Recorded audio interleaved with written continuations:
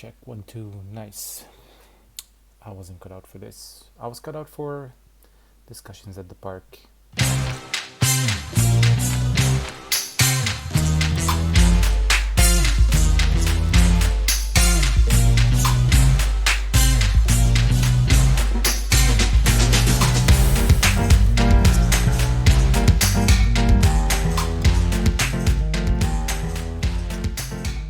So, hello and welcome again to episode 2 of whatever this is. We're gonna find out at some point, but for now it's just me spewing some information, putting it out there. So why not episode 2 of spewing some information? Let's call it that. Anyway, so I talked a lot about my motivations for writing a book about cybersecurity in the previous episode of this. I titled it clickbaitily, I Solved Cybersecurity. It is a clickbaity title, but I actually believe it, if that makes sense. Either way, this episode is more of a zoom in on a specific section of the book. I want to highlight something I mentioned, which is called the golden toolbox, which is really just fundamentals of cybersecurity. That's another alternative title for it. And it's a set of things, I call them tools in the book because I use a crafts analogy. It's a set of fundamentals that every cybersecurity professional should know, and they're not really technical, but rather strategic, rather concepts that you should understand so you know how cybersecurity is built, so to speak. Alright, so I have two main discussion points for this video. I'm gonna try to keep it as short as possible because apparently social media doesn't love 25-minute videos like I did previously.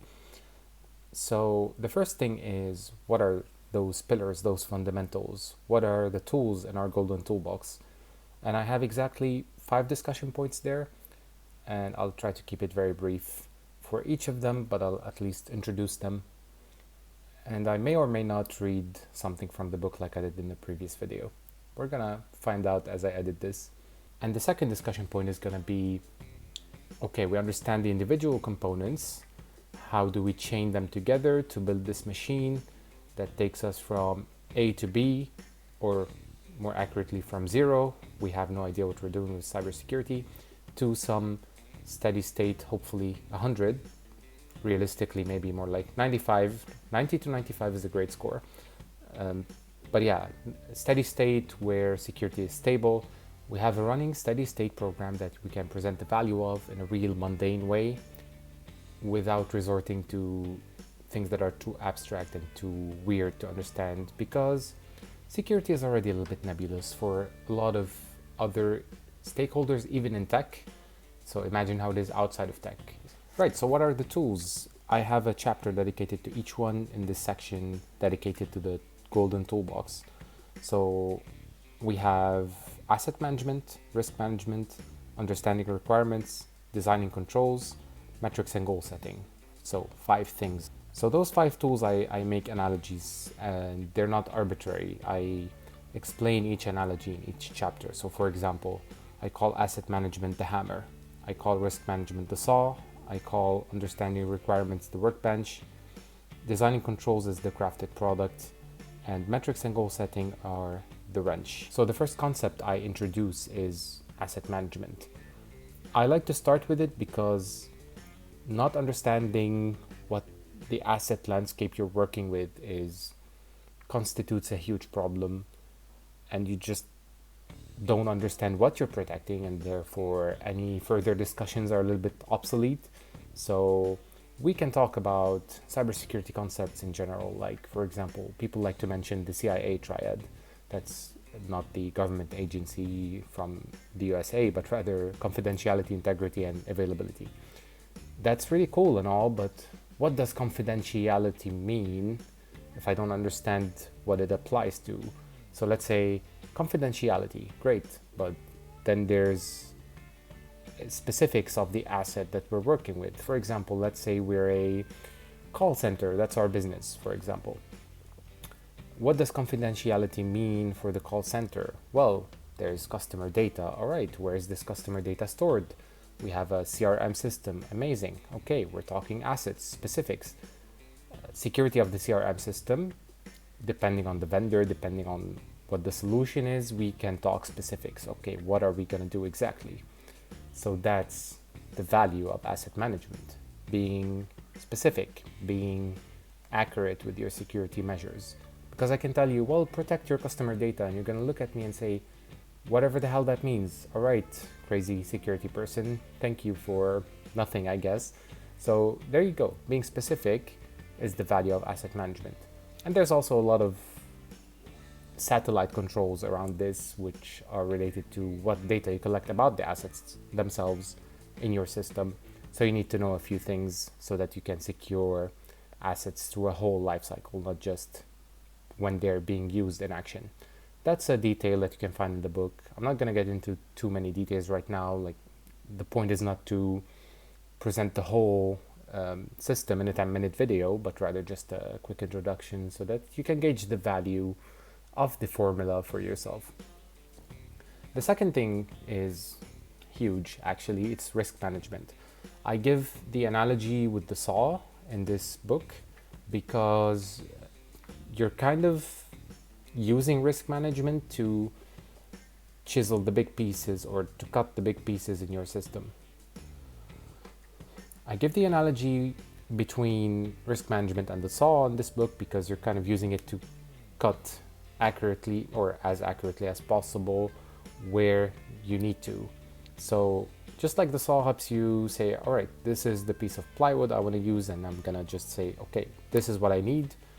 In the same way, risk management helps you cut those fundamental pieces, let's say, so that you can build the thing you're trying to build in terms of cybersecurity in your organization. So why is cutting with the saw important? It's not arbitrary. It's a very real thing from the real world. And there's a key sentence which really changed my perspective when working with cybersecurity, and here it is. Compliance is a business decision. So there is no automatic thing called you must implement this security measure to be compliant because whatever standard says so. That doesn't exist in the real world. We have a lot of examples, especially when we're talking about for-profit businesses, but not strictly, to be fair. Why should we? That's a big thing. It's not because the standard says so, but rather because it's in the best interest of our organization. Generally speaking, it has to do with real losses in terms of money or indirect losses in terms of reputational damage, churning customers, anything else that might be an indirect damage. But eventually it all boils down to, you guessed it, money. And so it's not really an arbitrary thing when you decide to do a security measure to implement it really in your program. It's rooted in reality. It's rooted in survival. It's rooted in the best interest of the organization, whether it's a for-profit business or it's a different kind. So yeah, don't assume that security is top of mind for everyone, and also whatever you say as a security engineer, leader, all the way up to C-level, CISO, is the law or should be adopted as is just because for security reasons. I have an article where I detail why I despise this phrase, for security reasons. Okay, but what are the reasons? So what are the reasons? And put in another way is asking why. Why should we do this? And the why is rooted in risk management. So you're gonna arrive at this expected loss number, called in the risk terminology annual loss expectancy, or ALE. And you're gonna say, well, this is totally unacceptable for me. How can we reduce this expected loss to something reasonable? Hopefully you can get there as a security professional, although even this step itself is a little bit complicated sometimes for security people, because we think we're here to eliminate risks and zero trust and all these big titles. Really, we're here to systematically reduce risks. And I also discussed that in the first video. Either way, slight diversion aside, you look at the risk, at the expected loss, and you decide this is too high and I want to reduce it. And let's come up with a way to reduce it, generally called security measure or control, as I introduce it in the book. That control doesn't come free, right? It has a cost. And so you have to decide, is the cost worth the value, the benefit that I'm getting out of it, or is it too much for the risk reduction that I'm getting? And that's how risk management, or more specifically in this example, risk assessment, helps you determine generally, to put it simply, a yes or no decision for security controls, for things, for measures, as they're commonly called. Do we execute on this security measure or do we not? Do we find a different way to reduce this risk? And I also go through the different ways of treatment. So mitigation is not the only way to treat a risk. You can mitigate a risk, but you can also avoid it, you can transfer it, or you can accept it. So this is diving a little bit too much into risk theory, but it's also valuable for cybersecurity, and I mention it in the book in detail. The next thing, number 3 on our list of things in the toolbox, is understanding requirements, and that's a very rich tapestry of things.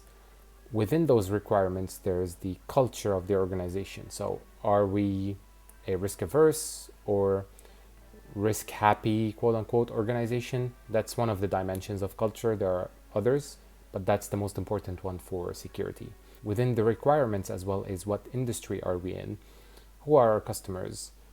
What is our quote-unquote business? It doesn't have to be a for-profit business, but it's still a business. Also under the umbrella of understanding requirements is the impact of those requirements on the assets themselves, which will then have an echo on the risks, which will then have an echo on the controls, because those things are interdependent, as I highlighted again in the first video and as I repeatedly highlight in this nifty little book. So as you can probably tell, understanding requirements has huge implications.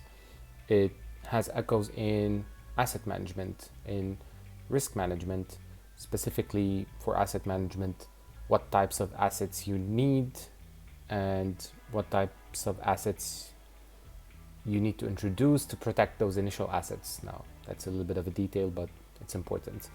In risk management, it has implications on the parameters of your risk assessment formula and many other things as well. In other areas of the toolbox, which are coming in chapter 4 and 5, it also has implications. So keep that in mind. Understanding the context is really important. And this brings us to number 4, which is designing controls, which is really the whole point of doing security. We want to understand what measures should we implement and how. And I hope you can agree this is your job as a security professional. Figure out what things to recommend, how to implement them. And of course, it goes without saying that you have a job to help people implement those measures where you're not the asset owner. For example, you have to help a development squad implement some application security controls, or you have to help an IT department where you're a separate department as security and you have to help them govern devices or similar things. So how do we design controls? Well, there are many paths we can take, but none of them can avoid going through the station of understanding the technology we're working with and also understanding the requirements that govern our work. That could be standards, regulations, or just internal policies, whatever the case might be. The ability to interpret those requirements into specific technological or non-technological, just specific measures is an art. That comes with experience and also with accumulating knowledge as you go. There are engineers, consultants, all of the above that can help you with this artful implementation. However, if you don't have the fundamentals in place, then you're not going to be able to judge whether the control is useful or not. So you should always, when you're designing controls, go back to risk management and say, does this fit into the system? Meaning, if you're securing some kind of solution that has a risk scenario linked to it, and the expected loss is, let's say, $100,000 a year, and the cost to secure it is like $200,000 a year, does that really make sense? What is better for your organization? Now, you might say, well, I must secure it because it's the right thing to do. And then I would agree. However, I would argue that your result, your risk methodology has a problem because it arrived at a number that is not a true reflection of reality. Your actual value must be more than $200,000 because that's how you view this risk equation. And so you haven't really reflected the organization's either culture or true asset values or whatever parameter that might be wrong. That needs to change. So you get the idea behind designing controls. Now we get to chapter 5, which is metrics and goal setting. Again, informed by the culture and by other parameters, you have to have metrics which you can use to measure the performance of security within your organization. Yes, it's great to just implement controls and just do things for cybersecurity. However, the real value is demonstrated when you measure it. I give a few examples of metrics in my book. However, just a quick one for you is the coverage of security controls. How many requirements are we really covering with our measures? That's a really important thing that you can track and that you can strive to optimize and maximize. You can track really technical things. There is no limit to the things you can track. Just make sure to make them useful and make sure to revisit them every time you need to, and not just in a contained way within your security department, let's say, or your security program, but rather make sure this is the interface with the business world, because again, compliance is a business decision. So you have to demonstrate the value of compliance to the business leaders so that you can keep getting the support you need, so that you can accomplish your mission, but also so that you can demonstrate to the organization how are you helping it survive in the business world. And I'm using the word business. That doesn't mean this only applies to for-profit businesses. Any kind of organization is a business, and that's the argument I'm trying to make with this formula. If we treat our security work as a business enabler, even if the business is not for profit, it still wants to be efficient and it still wants to serve its customers, even if those customers are, let's say, in a non-profit organization's case, maybe underprivileged people, or maybe in the case of a government agency, they're just regular citizens trying to get their paperwork done. Still, being efficient with our resources means we are serving those people who are really paying for those services with taxes. That means we're serving them in the best possible way. And if we're an actual for-profit business, that means we're helping our organization or our company survive in the best way possible. So you can see this business model applies to both for-profit and non-profit or any kind of organization. So we talked about the individual components. How do they link together, and what is the chain that I recommend to put them in? Well, start with understanding the culture of the organization, the context to be richer than just culture. Number 2 would be asset management, specifically asset identification. What assets do we need to achieve this mission that is mentioned in the first part? Now, there's a lot of supporting stuff that goes into asset management, but generally speaking, that should be step 1. I call maybe requirements step 0. So step 1, asset management. After that, devise a methodology informed by the culture and the context that we understood in step 0 to assess risks. Risk management should be step 2. Identify the assets, classify them in terms of risk exposure. Again, I have working examples in my book of how you can do that. And then, and only then, can you proceed to designing controls, which is step 3 in my opinion. So from assets to risks, to controls that apply to assets in order to reduce the risks, and then you can go to step 4, which is measurement. We had the initial measurement with our risk assessment. We applied some controls. Where did those controls get us? And then later down the line, is our perceived risk reduction actually manifesting in real life? So did we actually reduce the risks as much as we thought? I'd like to wrap up this video with a little bit of a passage from my book. And it's from chapter 1, which is called The Hammer, Asset Management. The section title is Wrapping Up with More Encouragement, which is wrapping up the chapter, and I'm choosing it to wrap up the video. Here we go. As you probably noticed, each step in our process, though a dependency for later steps in itself, depends on a few supporting elements. Our asset inventory depends on a data model. Our asset classification depends on an information classification system.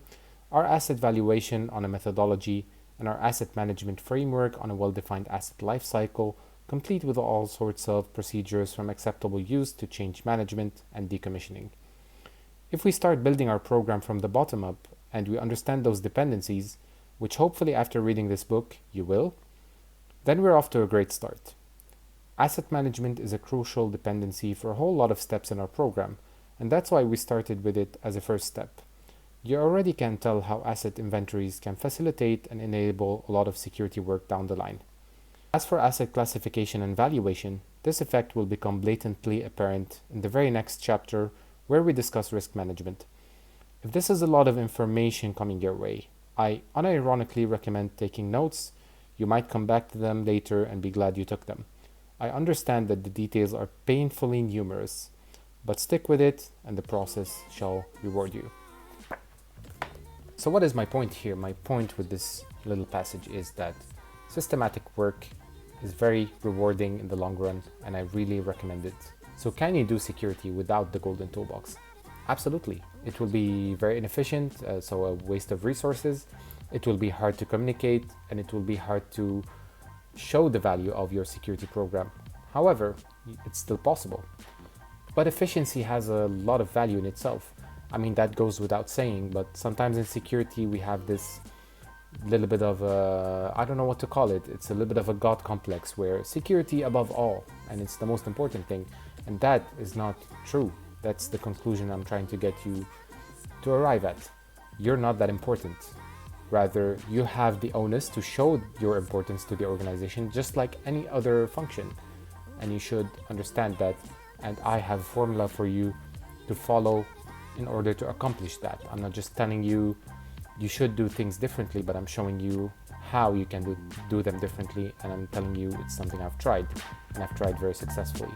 Cool, thank you very much for watching. I hope the rambling was enjoyable, and if you want to check out my book, I'll have links all over. Thanks, cheers, and until the next one.